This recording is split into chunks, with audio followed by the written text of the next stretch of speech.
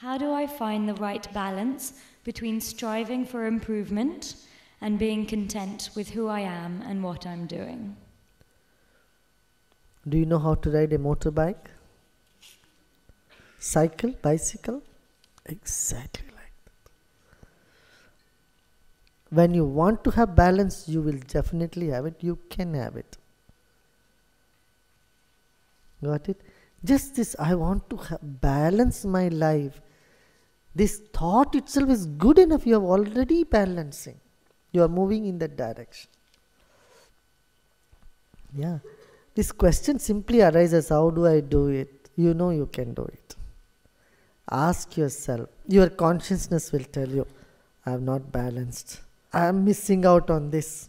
Your consciousness will say. Then you listen to your consciousness. If you are attending to your work too much, your consciousness will prick. Hey, you are forgetting your family, your wife, your children, your husband. Then you say, okay, you attend to them. If you are attending too much, immersed so much in the family and forget about all other things, then your consciousness will prick. My God, what am I got into? What did I get into? Day and night I am just immersed in this family affairs. I am not being useful to the world. I had to do something. I had to pursue my cause.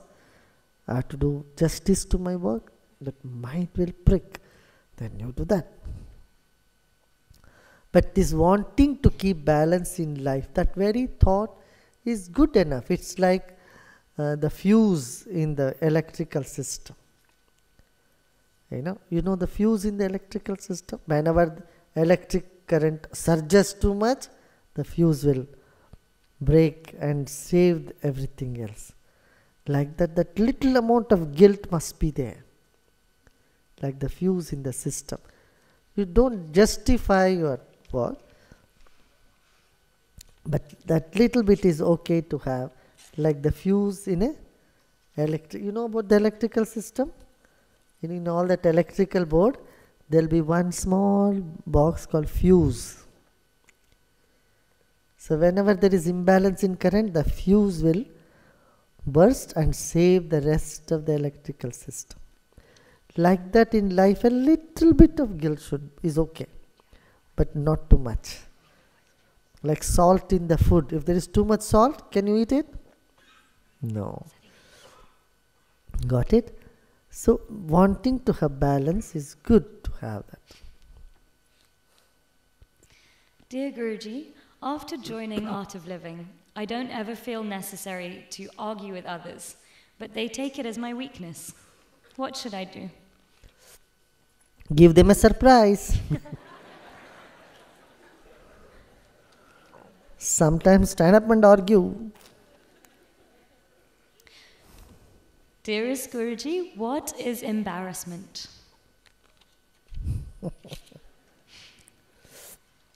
Do I have to tell you what is embarrassment?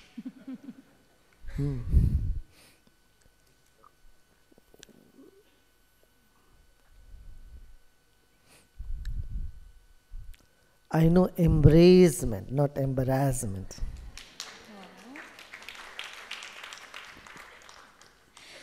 Could you please talk about how one creates his own... If you can embrace the embarrassment, nothing can shake you. It's one thing that people try to run away from is embarrassment. Yeah? Criticism. A mild form of embarrassment is a mild form of criticism. A mild form of feeling uncomfortable. So sometimes we need to get out of the comfort zone, feel that little uncomfortable. Less then, abilities in us dawn. Yes.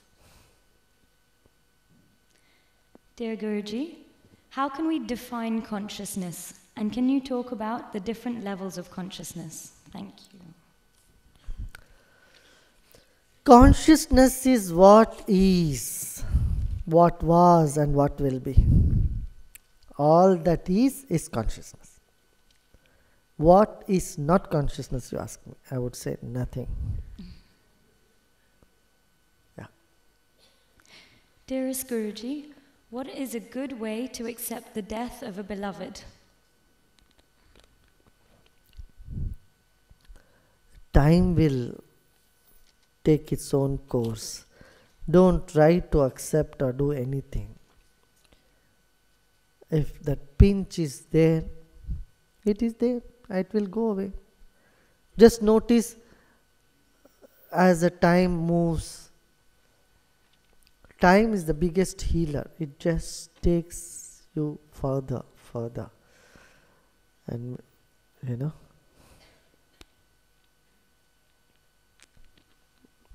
so don't try to do anything. Time will take care of it. Yeah. Or wake up and see everybody is going to go there one day. They took an earlier flight. You are taking a later flight. That's all. So when some people who have gone already, tell them few years later, I'll meet you there. See you. You can say bye for now. See you later in another place. Yeah. Are all relationships based on previous karma?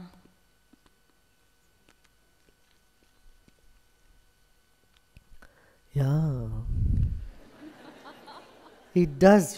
Sometimes the souls, you don't see it, but I see it. Some soul want to come into the world. It picks up one man and picks up another lady and then creates such an attraction between them. They come closer. The moment they have the first child, suddenly all the love disappears between them. How many of you have seen such thing happening? How many of you have seen this happening? So after the first child, because the soul had its job to done, it's done, finished. So it came to the world and it doesn't worry about what the parents do. So suddenly after the first child, people lose all the attraction. Isn't it? You might have noticed. For many people, not everybody, not always. No. No. Don't think it's for everybody always. In some cases it happens. Sometimes it happens after the third or fifth kid. Suddenly they cannot see each other that much, because their personality were artificially brought together by the spirit, by the soul who wanted to come in. So this is happening. But not always, not every time. Yeah. About 30% you can see. And they definitely end up in divorce. These cases. Because they don't match at all. Nothing matches in between them. And suddenly one realizes, we thought we are soulmates for life. And what happened suddenly? All that you came out of that bubble, and suddenly you encounter, that person is totally different, I am totally different, we can never match together. This thing comes up. Yeah. But life is like that. Friends become enemies, enemies become friends. How many of you have this experience? For no reason, a good friend suddenly became your enemy. You haven't done anything bad to them, nothing at all. Suddenly they started behaving like your enemy.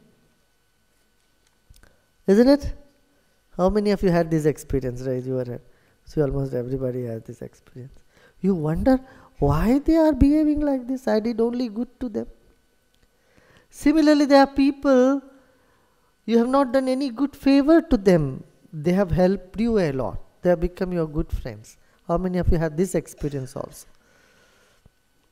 You haven't done anything good to them, but they have started doing good to you. So, friends are enemies. It doesn't matter. Your life runs by a different law of karma. That's why put them all in one basket.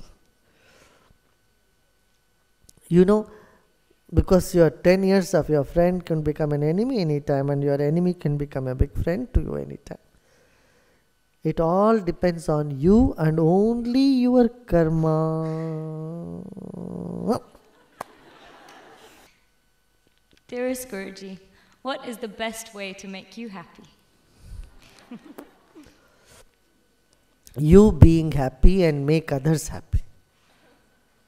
You don't have to try to make me happy. I am anyway happy.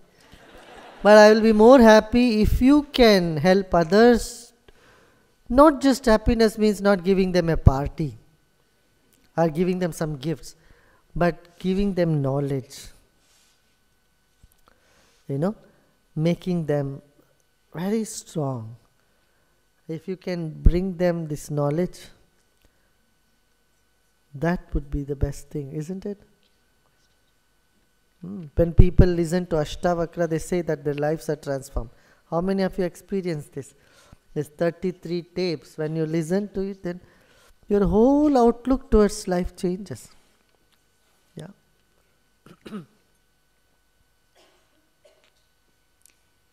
Dear Guruji, it would be wonderful to have our children grow up happily in this sometimes difficult world. What can we give them beside lots of love when they're still too young for meditation? No, just play with them. Don't try to be a teacher all the time and start teaching them. Learn from them. Respect them, learn from them. Just play with them. Don't get too serious with kids. Yeah?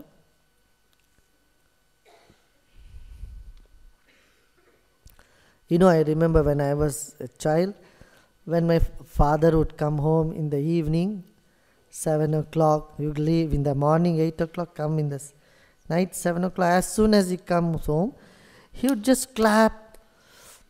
My mother was very strict. She was always being very strict. My father would just clap and just make everybody laugh. He would just make everyone laugh before we all go for dinner. Everybody has to sit together and eat. So before that, he would simply clap, try to tickle you and clap and chase everybody around in the house. 7, 8 people, everyone should laugh before we would sit for food. The children should be, always don't go on teaching them always. Just celebrate with them, play with them, sing with them.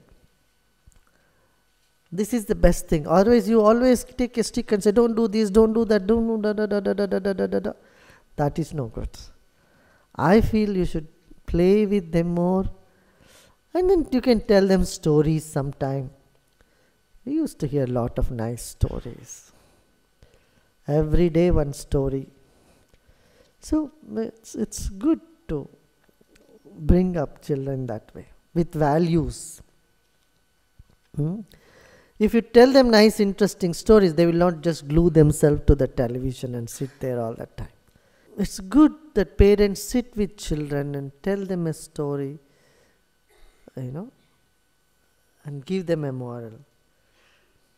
That quality time of 1 hour, even if you spend, or half an hour you spend with your kids, is good enough. Don't stifle them sitting with them for 4, 5, 6 hours with your kids. The quality time, 45 minutes, 1 hour you spend with your kids, should be very interesting. They should look for that time to sit with you and listen to story. So that human touch is needed. Today children, from the morning they wake up, they sit like this, non-participatory witness in front of the screen. Children sit in front of the television, they go on surfing the channels, and then mother comes, hey, come for food, come for breakfast, come for, and then they just don't move. Sometimes mother has to bring their breakfast in front of the television. This type of culture is no good. Not more than 1 hour of TV should be shown to children.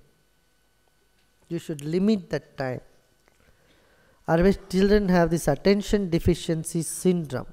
The brain gets so bombarded with all these images, it fails to register anything else. We cannot attend to anything. Dear Guruji, I have no family. What can I do to feel less alone? Come on, I've given you such a big family. A world family, a true family, family which really cares for you. Yeah. Don't never think you have no family. I am your family. Okay? That's why I come for Christmas every year and New Year here. Why should I come otherwise?